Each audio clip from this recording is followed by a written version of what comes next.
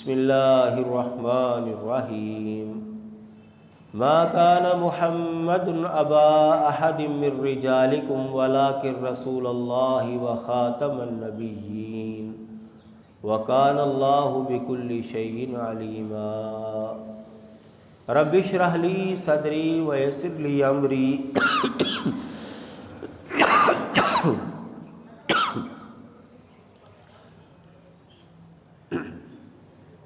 وَاحْلُلْ عُقْدَةً مِّن لِّسَانِي يَفْقَهُوا قَوْلِي رَبِّ زِدْنِي عِلْمًا وَزِدْنِي فَهْمًا سُبْحَانَكَ لَا عِلْمَ لَنَا إِلَّا مَا عَلَّمْتَنَا إِنَّكَ أَنتَ الْعَلِيمُ الْحَكِيمُ۔ رسول اللہ صلی اللہ علیہ وسلم نے مستقبل کے حوالے سے جو پیشین گوئیاں کی تھیں ان کے اوپر ہم گفتگو کر رہے تھے کہ نبی علیہ الصلاۃ والسلام کی سچائی کا یہ ایک منہ بولتا ثبوت ہے کہ آپ نے جو بات بھی کہی ہے وہ پوری ہوئی ہے۔ نبی علیہ الصلاۃ والسلام نے اگر کسی کام کے حوالے سے یہ بتایا نا کہ اتنے وقت کے اندر یہ ہوگا تو وہ لازمی ہوا۔ بعض پیشین گوئیاں ایسی ہیں کہ آپ نے قیامت کے قریب کے زمانے کے حوالے سے بیان کی، بعض وہ جو آپ کی زندگی کے اندر پوری ہوئیں، بعض وہ جو صحابہ کے زمانے میں، پھر اس کے بعد۔ تو اس طرح کئی باتیں نبی علیہ الصلاۃ والسلام کی پوری ہو چکی ہیں، کئی باتیں ہم خود دیکھ رہے ہیں کہ وہ پوری ہوئی ہیں، اور کئی باتیں ہماری آنے والی نسلیں جو ہیں وہ دیکھیں گی کہ وہ پوری ہوئی ہیں۔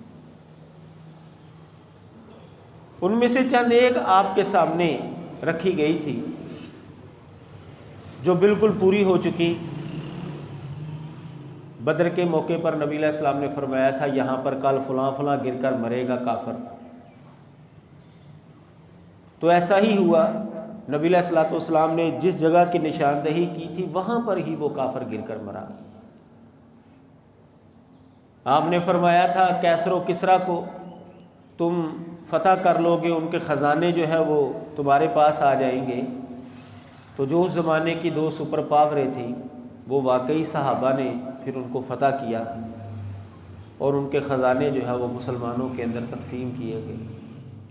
حضرت سراقہ بن مالک رضی اللہ تعالیٰ عنہ کو نبی علیہ السلام نے فرمایا تھا کہ کسریٰ کے کنگن جو ہے وہ تجھے پہنائے جائیں گے، تو واقعی ان کو پھر وہ کنگن پہنائے گئے۔ حضرت عدی بن حاتم رضی اللہ تعالیٰ عنہ کو نبی علیہ السلام نے فرمایا کہ اگر تو زندہ رہا تو تو دیکھے گا ایک خاتون ہیرا علاقے سے چلی ہے، اکیلی چلے گی، بیت اللہ کا طواف کر کے اکیلی واپس جائے گی، اس کے دل میں اللہ کے ڈر کے علاوہ کسی کا ڈر اور خوف نہیں ہوگا، یعنی راستے پرامن ہو جائیں گے۔ تو بالکل حضرت عدی رضی اللہ تعالیٰ عنہ نے فرمایا کہ میں نے اس خاتون کو دیکھا ہے۔ یہ اور اس طرح کی دیگر باتیں نبی علیہ الصلوۃ والسلام نے بیان کی اور یہ باتیں آپ کے سامنے رکھی گئی۔ مزید ہم آگے بڑھتے ہیں کہ نبی علیہ الصلوۃ والسلام نے ایک پیشین گوئی یہ فرمائی تھی۔ حضرت ابو ہریرہ رضی اللہ تعالیٰ عنہ حدیث کے راوی ہیں کہ نبی علیہ الصلوۃ والسلام نے فرمایا لا تقوم الساعۃ حتی یبعث دجالون کذابون قریبا من ثلاثین کلہم یزعم انہ رسول اللہ۔ یہ صحیح بخاری کے اندر حدیث موجود۔ نبی علیہ الصلوۃ والسلام فرماتے ہیں کہ قیامت اس وقت تک قائم نہیں ہوگی کہ جب تک اس سے پہلے 30 کے قریب بہت بڑے بڑے جھوٹے دجال جو ہیں وہ نہ آ جائیں، اور سب کا دعویٰ یہی ہوگا کہ وہ اللہ کا رسول ہے۔ یعنی رسول اللہ صلی اللہ علیہ وسلم نے یہ پیشین گوئی فرمائی کہ میرے بعد اور قیامت سے پہلے اس زمانے کے اندر کئی لوگ اٹھیں گے جو نبوت کا جھوٹا دعویٰ کریں گے، جو اپنے آپ کو اللہ کا پیغمبر اور رسول جو ہے وہ سمجھیں گے۔ دوسری حدیث کے اندر نبی علیہ الصلوۃ والسلام کا یہ فرمان ہے جو سنن نبی داود کے اندر ہے، حضرت ثوبان رضی اللہ تعالیٰ عنہ حدیث کے راوی ہیں۔ فرمایا نبی علیہ الصلوۃ والسلام نے وَإِنَّهُ سَيَكُونُ فِي أُمَّتِي 30 كَذَّابُونَ كُلُّهُمْ يَزْعُمُ أَنَّهُ نَبِيٌّ، میری امت میں 30 بڑے بڑے جھوٹے ہوں گے، دجال ہوں گے، سب یہی سمجھیں گے کہ وہ نبی ہیں۔ فرمایا وَأَنَا خَاتَمُ النَّبِيِّينَ لَا نَبِيَّ بَعْدِي، حالانکہ میں خاتم النبیین ہوں، میں آخری نبی ہوں، نبیوں کی مہر ہوں، ایسی مہر جس کے بعد کوئی چیز شامل نہیں کی جا سکتی، سب سے آخر میں آنے والا ہوں، میرے بعد کوئی نیا نبی نہیں ہوگا۔ نبی علیہ الصلوۃ والسلام نے واضح طور پر فرما دیا کہ میں خاتم النبیین ہوں، جو بھی دعویٰ کرے گا نبی علیہ الصلوۃ والسلام کے آنے کے بعد نبوت کا، وہ کذاب اور دجال ہوگا۔ قرآن مجید کی جو آیت کریمہ میں نے آپ کے سامنے خطبے کے شروع میں تلاوت کی تھی، اس میں بھی اللہ تبارک و تعالیٰ نے یہی مسئلہ بیان کیا ہے، ما کان محمد ابا احد من رجالکم ولکن رسول اللہ وخاتم النبیین وکان اللہ بکل شیء علیما۔ نبی علیہ الصلوۃ والسلام کو اللہ تبارک و تعالیٰ نے نبیوں کی مہر قرار دیا ہے، خاتم النبیین قرار دیا ہے کہ آپ کے آنے سے نبوت کا معاملہ جو ہے وہ مکمل ہو چکا ہے، ختم ہو چکا ہے۔ جیسے کہ خط کو بند کرنے کے لیے مہر لگا دی جاتی ہے، اسی طرح جو ہے حکومت کی طرف سے جب کسی دکان کو سیل کیا جاتا ہے تو وہ تالے کے اوپر جو ہے وہ مہر لگا دیتے ہیں تاکہ کوئی اس کو کھول نہ سکے۔ نبی علیہ الصلوۃ والسلام نبیوں کی مہر ہیں، بند ہو گیا ہے، نبی آنا جو ہے وہ بند ہو گیا۔ اب آپ دیکھیں، میں جمعے سے پہلے کتاب پڑھ رہا تھا تو بڑی حیران کن بات انہوں نے کی، ہندوستان کے بہت بڑے عالم دین گزرے ہیں قاضی سلیمان منصور پوری رحمہ اللہ، انہوں نے یہ بات لکھی ہے کہ اللہ تبارک و تعالیٰ نے نبی علیہ الصلوۃ والسلام کو آخری نبی بنا دیا، آپ کے بعد نبوت کا دروازہ بند کر دیا۔ اس کی واضح ترین جو دلیل انہوں نے بیان کی، وہ کہتے ہیں کہ دیکھیں، بنی اسرائیل کے اندر عیسیٰ علیہ الصلوۃ والسلام تک بے شمار نبی ہوئے، نبی علیہ الصلوۃ والسلام سے پہلے یہودیوں کے اندر بڑے نبی ہوئے ہیں، دوسری قوموں کے اندر بھی جو ہیں وہ نبی آتے رہے ہیں نبی علیہ السلام سے پہلے، لوگ ان کو مانتے ہیں، وہ ہمارے مذہبی رہنما ہیں، لیڈر ہیں، ہم ان کے نقش قدم پر چلتے ہیں۔ لیکن کیا وجہ ہے کہ محمد صلی اللہ علیہ وسلم کے آنے کے بعد کسی قوم کا بھی اپنے مذہب کے اندر کسی بھی نبی کے آنے کے اوپر اتفاق نہیں ہے؟ نبی علیہ الصلوۃ والسلام کے بعد اب دیکھیں 1450 سال جو ہیں یہ گزر چکے ہیں، کہ اس سے بھی تھوڑا سا زیادہ عرصہ ہو چکا ہے، تو یہودیوں کے اندر نبی علیہ الصلوۃ والسلام کے بعد ایک بھی نبی نہیں آیا، تقریباً یہ 1500 سال کے اندر نبی علیہ الصلوۃ والسلام کے بعد۔ عیسائیوں کا بھی کسی نبی کے اوپر اتفاق نہیں ہے عیسیٰ علیہ السلام کے بعد کہ ہمارے مذہب کے اندر کوئی نیا نبی آ گیا ہے۔ جو یہودیوں اور عیسائیوں سے پرانے مذہب ہیں، ہندو مت کو دیکھ لیں، اسی طرح جو ہے جین مت کو دیکھ لیں، بدھ مت کو دیکھ لیں، یہ بھی پرانے مذاہب کے اندر شمار ہوتے ہیں، ان کے اندر بھی کبھی جو ہے نبی علیہ الصلوۃ والسلام کے بعد ایسا بندہ جو ہے وہ اٹھا ہی نہیں ہے کہ جس کے اوپر وہ ساری قوم متفق ہو چکی ہو کہ یہ ہمارے مذہب کا نبی ہے، ہمارے مذہب کا پیغمبر ہے۔ اللہ تبارک و تعالیٰ نے انسانوں کے ذہن کے اندر یہ بات بٹھا دی ہے کہ اب دنیا میں نبی جو ہے وہ کوئی نہیں آئے گا۔ نبی علیہ الصلوۃ والسلام نے فرمایا کہ کانت بنو اسرائیل تسوسہم الانبیاء، بنی اسرائیل کی نگہداشت انبیاء کیا کرتے تھے، کلما ہلاک نبی خلفہ نبی، ایک نبی فوت ہوتا تھا تو دوسرا آ جاتا تھا، دوسرا فوت ہوتا تھا تو تیسرا آ جاتا تھا۔ آپ نے فرمایا لیکن میرے بعد کوئی نبی نہیں ہے۔ بنی اسرائیل کے اندر ایک زمانے کے اندر دو دو تین تین نبی بھی ہوئے ہیں. ایک نبی فوت ہوا ہے، دوسرا آ گیا، دوسرا فوت ہوا ہے، تیسرا آ گیا ہے. اب بنی اسرائیل کے اندر آپ دیکھیں، حضرت یعقوب علیہ الصلوۃ والسلام کی نسل کو بنی اسرائیل کہا جاتا ہے. تو حضرت یعقوب علیہ الصلوۃ والسلام نبی ہیں، ان کے والد حضرت اسحاق نبی ہیں، ان کے والد حضرت ابراہیم نبی ہیں. حضرت ابراہیم، حضرت اسحاق، حضرت یعقوب اور حضرت یوسف، یہ 4 نسلیں مسلسل نبی ہیں جن کو بنی اسرائیلی قوم جو ہے وہ نبی مانتی ہے. اب حضرت یوسف علیہ الصلوۃ والسلام کے بعد کئی نبی جو ہیں وہ بنی اسرائیل کے اندر آئے. کیا وجہ ہے کہ پہلے زمانے میں تو باپ نبی ہے، بیٹا بھی نبی ہے، پوتا بھی نبی ہے، پڑپوتا بھی نبی ہے. نبی علیہ الصلوۃ والسلام کے بعد 1500 سال ہو گیا، یہودیوں کے اندر ایک نبی بھی نہیں آیا، عیسائیوں کے اندر ایک نبی بھی نہیں آیا، ہندوؤں کے اندر بھی کوئی ایسا بندہ نہیں اٹھا، بدھ مت کے اندر بھی ایسا کوئی. اس کا مطلب یہ ہے کہ اللہ تعالیٰ نے انسانوں کے ذہن میں یہ بات بٹھا دی ہے، ڈال دی ہے کہ اب نبی کوئی نہیں ہے. یہ بڑی، میں نے پہلی دفعہ جو ہے یہ بات بڑی پڑھی تو بڑی شاندار اور عجیب جو ہے یہ محسوس ہوئی مجھے کہ واقعی ہم تاریخ اٹھا کر دیکھتے ہیں ایسا ہی ہے. کسی بھی قوم کے اندر کسی نے دعویٰ کیا ہے نا تو اسی قوم والوں نے ہی اس کو جھٹلا دیا.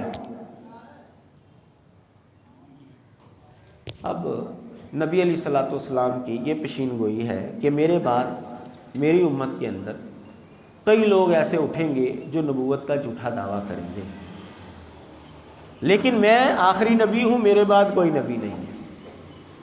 یہ مسلمانوں کا عقیدہ ہے، ہماری ایمانیات کا حصہ ہے. ختم نبوت کو اگر کوئی نہیں مانتا تو اس کا اسلام کے ساتھ کوئی تعلق نہیں رہتا. اب نبی علیہ الصلوۃ والسلام کی یہ پیشین گوئی ہم دیکھتے ہیں کہ بالکل ہمیں نظر آ رہی ہے کہ پوری ہوئی ہے. نبی علیہ الصلوۃ والسلام کی زندگی کے آخر میں، آخری دنوں میں 2 بندوں نے نبوت کا دعویٰ کر دیا تھا. مسیلمہ کذاب نے، اسود عنسی نے. نبی علیہ الصلوۃ والسلام کو موقع نہیں ملا ان کو ختم کرنے کا. حضرت ابوبکر صدیق رضی اللہ تعالیٰ عنہ کے دور خلافت میں ان کو ختم کیا گیا، ان کے ساتھ مقابلے ہوئے. پھر اس کے بعد خاتون اٹھی، اس نے بھی نبوت کا دعویٰ کیا. پھر اس کے بعد کئی لوگ جو ہیں وہ مختلف زمانوں میں ہوئے، انہوں نے نبوت کے دعوے جو ہیں وہ کیے، لیکن مسلمانوں نے کبھی بھی من حیث القوم ان کو قبول نہیں کیا. کوئی عقل کے مارے چند لوگ جو ہیں ان کو میسر آ جاتے، تھوڑے سے عرصے کے بعد وہ معاملہ ختم ہو جاتا. ہم دیکھ رہے ہیں کہ امت محمدیہ کے اندر کئی لوگ جو ہیں وہ ایسے اٹھے ہیں جنہوں نے نبوت کا جھوٹا دعویٰ کیا ہے. اور ہمارے معاشرے کے اندر ایسا مذہب پایا جاتا ہے جو اپنے آپ کو مسلمانوں کی طرف منسوب کرتا ہے اور ایک نئے نبی کو وہ مانتے ہیں. قادیانی لوگ، اس نے بھی دعویٰ کیا نبوت کا. اس کے بیٹے کے بقول اس نے 1901 کے اندر نبوت کا دعویٰ کیا. مسیح موعود ہونے کا دعویٰ اس نے 1891 کے اندر کیا. انگریز ان کے ساتھ تھے، ان کو جو ہے وہ طاقت میسر آتی گئی، لیکن مسلمانوں نے ان کو اسی زمانے کے اندر دائرہ اسلام سے خارج کر دیا تھا کہ اس نے نبوت کا دعویٰ کیا ہے، اس کے عقائد کفریہ ہیں، ان کا مسلمانوں کے ساتھ کوئی تعلق نہیں. نبی علیہ الصلوۃ والسلام نے یہ پیشین گوئی کی ہے کہ میرے بعد کئی جھوٹے مدعیان نبوت کھڑے ہوں گے اور ہوئے ہیں.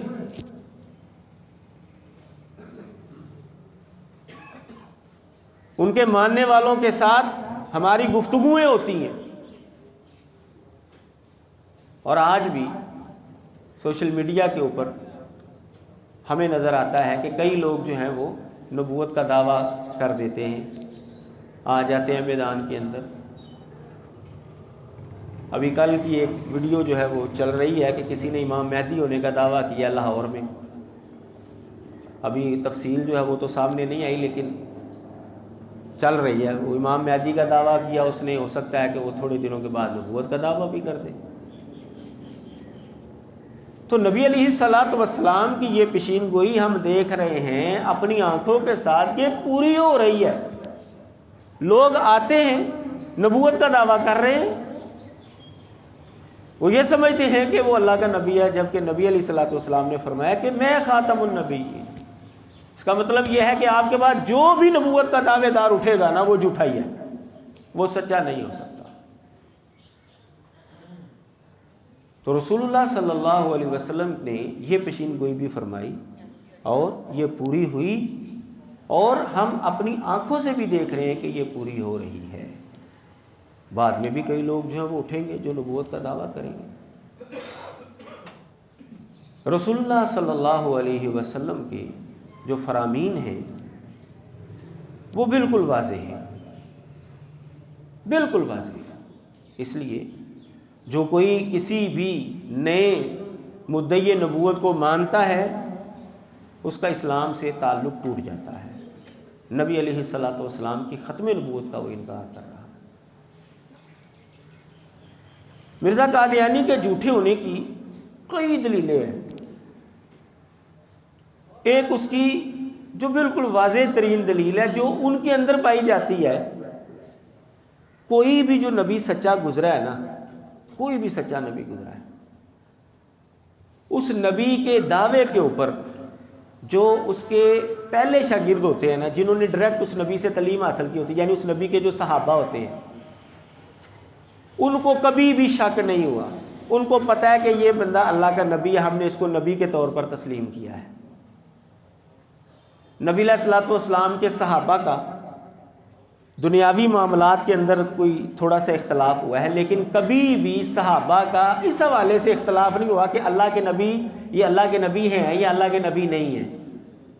کیونکہ نبی جو بھی ہوتا ہے نا اس کا دعویٰ واضح ہوتا ہے کہ مجھے اللہ تعالیٰ نے تمہارے لیے اپنا پیغمبر اور رسول جو ہے وہ چنا ہے، میں تمہیں تبلیغ کرنے کے لیے آیا ہوں. طریق اٹھا کر دیکھ لیں آپ کسی بھی نبی کی جو سچا نبی ہے، اس کے صحابہ نے کبھی بھی اس کے دعوے کے اندر اختلاف نہیں کیا. لیکن مرزا قادیانی ایسا مدعی نبوت ہے کہ جو اس کے پہلے شاگرد، وہ صحابہ کہتے ہیں، مرزا قادیانی کے جو پہلے شاگرد ہیں نا، جو اس کے ساتھ ملتے تھے، اٹھتے بیٹھتے تھے، اس سے علم حاصل کرتے تھے، اس کو وہ لوگ صحابہ کہتے ہیں. وہ لوگ ہی متفق نہیں ہیں کہ اس کا دعویٰ نبوت کا ہے کہ نہیں ہے. ایک گروپ کہتا ہے کہ یہ اللہ کا نبی ہے، ایک گروپ کہتا ہے کہ نہیں یہ اللہ کا نبی نہیں ہے، یہ بس مسیح موعود ہے، یہ امام مہدی ہے، یہ مجدد ہے. یہ دو گروپ قادیانیوں کے وہ بہت معروف ہیں اور وہ یہاں لاہور کے اندر بھی پائے جاتے ہیں. دونوں کے بڑے بڑے مرکز لاہور کے اندر موجود ہیں. ایک لاہوری گروپ ہے اور ایک قادیانی گروپ ہے، ربوے والا گروپ. ربوہ تو آپ نے سنا ہی ہوگا، جس کو آپ چناب نگر کہتے ہیں. وہ مرزا قادیانی کے بیٹے کے پیروکار ہیں وہاں پر. یہاں گڑی شاہو کے اندر ان کا بڑا مرکز ہے. لاہوری گروپ والوں کا جو ہے وہ پنجاب یونیورسٹی کا جو نیو کیمپس ہے، وہ برکت مارکیٹ اور پنجاب یونیورسٹی کے نیو کیمپس کے درمیان جو ہے ان کا وہاں پر بڑا مرکز ہے. اب لاہوری گروپ والے کہتے ہیں ان کا جو سربراہ تھا مولوی محمد علی لاہوری، وہ مرزا قادیانی کا رسالے کا ایڈیٹر تھا، اس کا حواری تھا، اس کا شاگرد تھا. وہ کہتا ہے کہ حضرت صاحب نے نبوت کا دعویٰ نہیں کیا. بڑا پڑھا لکھا آدمی تھا، مرزا قادیانی کا بڑا قریبی ساتھی تھا. بڑے بڑے اور جو اس کے ساتھی تھے، خواجہ کمال الدین ہے، احسن امروہی ہے، وہ کہتے تھے کہ اس کا نبوت کا دعویٰ نہیں. جبکہ مرزا قادیانی کا جو بڑا بیٹا ہے بشیر الدین محمود اور اس کے جو پیروکار، وہ بھی مرزا قادیانی سے پڑھنے والے ہیں، اس کے شاگرد ہیں، یعنی ان کی زبان کے اندر یہ مرزا قادیانی کے وہ بھی ساتھ، وہ کہتے ہیں کہ وہ اللہ کا نبی ہے. دونوں اس کی کتابوں کے حوالے دیتے ہیں. بھئی سچے نبی کے دعوے کے اوپر اس کے صحابہ نے کبھی اختلاف نہیں کیا کہ یہ نبی ہے کہ نہیں ہے. یہ کیسا نبی ہے کہ جن لوگوں نے ڈائریکٹ اس کے دعوے سنے ہیں ان کو ہی نہیں پتا کہ یہ نبی ہے کہ نہیں ہے، وہی اختلاف کر رہے ہیں. چلو بعد کے لوگ تو کہہ سکتے ہیں نا جی ان تک صحیح پیغام نہیں پہنچا، وہ بگڑ گئے. جو دوسری نسلیں آنے والی ہیں ان کو سمجھ نہیں آئی، لیکن جنہوں نے ڈائریکٹ اس نبی سے علم حاصل کیا ہے کم از کم ان کو تو متفق ہونا چاہیے تھا نا کہ یہ بندہ ہے کیا۔ یہ مرزا قادیانی کے جھوٹے ہونے کی بہت بڑی دلیل ہے، بہت بڑی دلیل۔ تو نبی علیہ الصلوۃ والسلام کی یہ پیشین گوئی ہم دیکھتے ہیں کہ حرف بحرف سچ ثابت ہوئی ہے۔ نبی علیہ الصلوۃ والسلام کے حوالے سے قرآن مجید نے یہ بات واضح کی ہے، وَأَنزَلْنَا إِلَيْكَ الذِّكْرَ لِتُبَيِّنَ لِلنَّاسِ مَا نُزِّلَ إِلَيْهِمْ، ہم نے آپ کی طرف ذکر اتارا ہے تاکہ آپ وضاحت کریں جو ان کے لیے اتارا گیا ہے، یعنی قرآن مجید کی تشریح کا حق نبی علیہ الصلوۃ والسلام کو اللہ تعالیٰ نے دیا ہے۔ تو نبی علیہ الصلوۃ والسلام کی تشریح جو ہے وہ قرآن مجید نے آپ کو حق دیا، آپ کی تشریح جو ہے وہ حدیثوں کے اندر موجود ہے۔ اس کا مطلب یہ ہے کہ قرآن نے خود حدیث کو حجت قرار دیا ہے۔ نبی علیہ الصلوۃ والسلام کی بات کو قرآن مجید نے خود جو ہے وہ حجت قرار دیا ہے کہ قرآن مجید میں نے نازل کیا ہے، اس کی تشریح کس نے کرنی ہے؟ محمد صلی اللہ علیہ وسلم نے۔ اب قرآن مجید تو نبی علیہ السلام کی تشریح نہیں ہے کیونکہ وہ تو اللہ کا کلام ہے۔ قرآن کہتا ہے کہ اس کی تشریح نبی علیہ السلام نے کرنی ہے۔ اب اس کی تشریح ہے کہاں پر؟ قرآن مجید کی، وہ حدیثوں کے اندر موجود ہے۔ اس کا مطلب یہ ہے کہ قرآن جو ہے وہ متن ہے اور حدیث اس کی کیا ہے؟ شرح ہے۔ جیسے ہم نے قرآن کو ماننا ہے اسی طرح حدیث کو ماننا ہے، کیونکہ قرآن اللہ کا کلام اور حدیث نبی علیہ الصلوۃ والسلام کا فرمان ہے۔ لیکن نبی علیہ الصلوۃ والسلام نے پیشین گوئی کی۔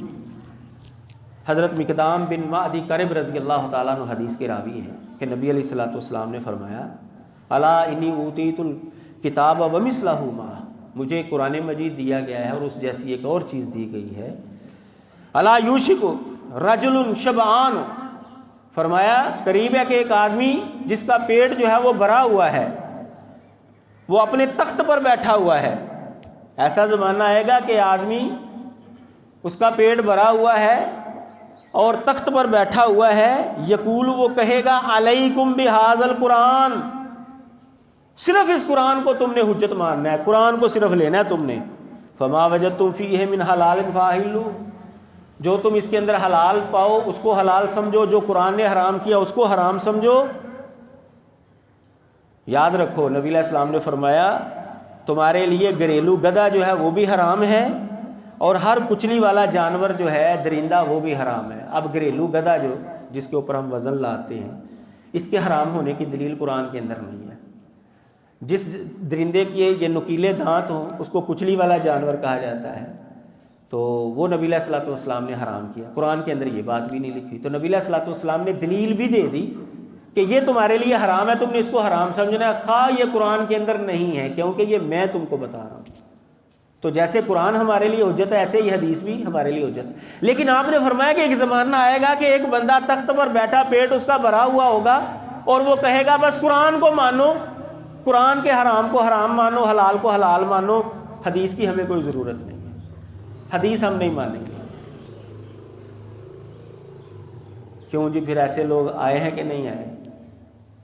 ہمارے زمانے کے اندر موجود ہیں جو کہتے ہیں حدیث کوئی حجت نہیں ہے، بس قرآن کو ہی ہم نے ماننا ہے، قرآن نے جو مسئلہ بیان کیا بس وہی ہم لیں گے، حدیث کی ہمیں کوئی ضرورت نہیں ہے، حدیث کوئی حجت نہیں ہے۔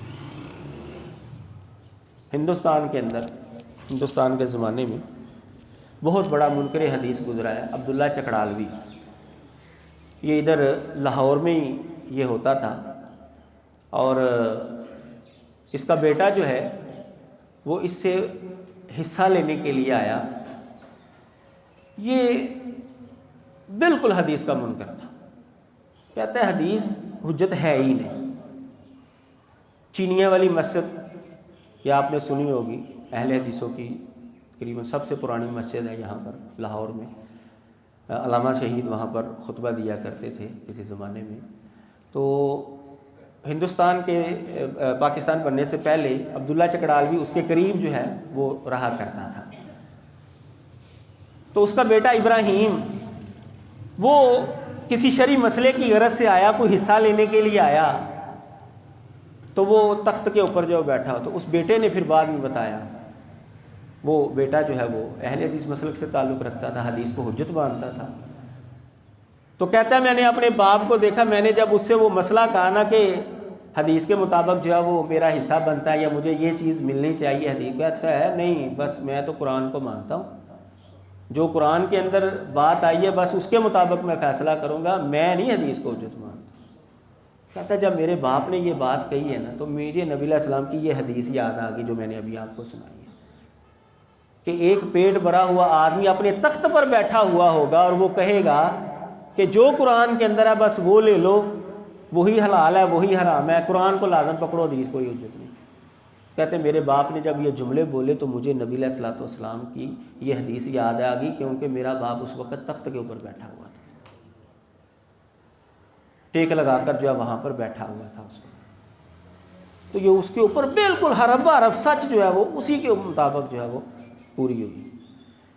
پھر شبعان کے لفظ سے اہل علم نے یہ بھی نقطہ جو ہے وہ اخذ کیا ہے کہ شبعان کا مطلب ہے جس کا پیٹ بھرا ہوا ہو، یعنی منکرین حدیث عموماً وہ لوگ ہوں گے جو امیر طبقے سے تعلق رکھنے والے ہوں گے، جو ماڑے طبقے سے تعلق رکھنے والے لوگ ہوں گے نا ان کے اندر منکرین حدیث بہت کم ہوں گے۔ زیادہ تر منکرین حدیث وہ ہوں گے جو مالدار لوگ ہوں گے۔ تو آپ منکرین حدیث کو اٹھا کر دیکھ لیں، وہ خود بھی مالدار ہوتے ہیں، عموماً ایسا ہی ہے، جو ان کے پیروکار بنتے ہیں نا وہ بھی عموماً مالداری لوگ ہوتے ہیں۔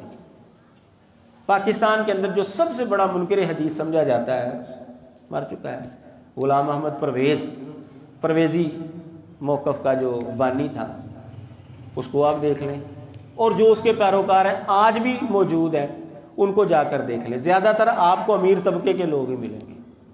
دور حاضر کے اندر جو انکار حدیث کی طرف جس کا رجحان ہے اور کھل کر بھی حدیثوں کا انکار کر دیتا ہے وہ جوید احمد غامدی۔ اس کے خود کے حالات زندگی دیکھ لے، مال و دولت کے حوالے سے اس کو دیکھ لے، اور اس کے جو پیروکار ہیں زیادہ تر وہ بھی دیکھ لیں، وہ بھی امیر طبقے سے تعلق رکھنے والے لوگ ہیں۔ تو منکرین حدیث جو ہیں وہ عموماً امیر طبقے کے لوگ جو ہیں وہ ہوں گے۔ اس لفظ سے، اس جملے سے اہل علم نے یہ نقطہ بھی نکالا، اور واقعی ایسا ہمیں نظر بھی آ رہا ہے، ایسا ہی ہوتا ہے۔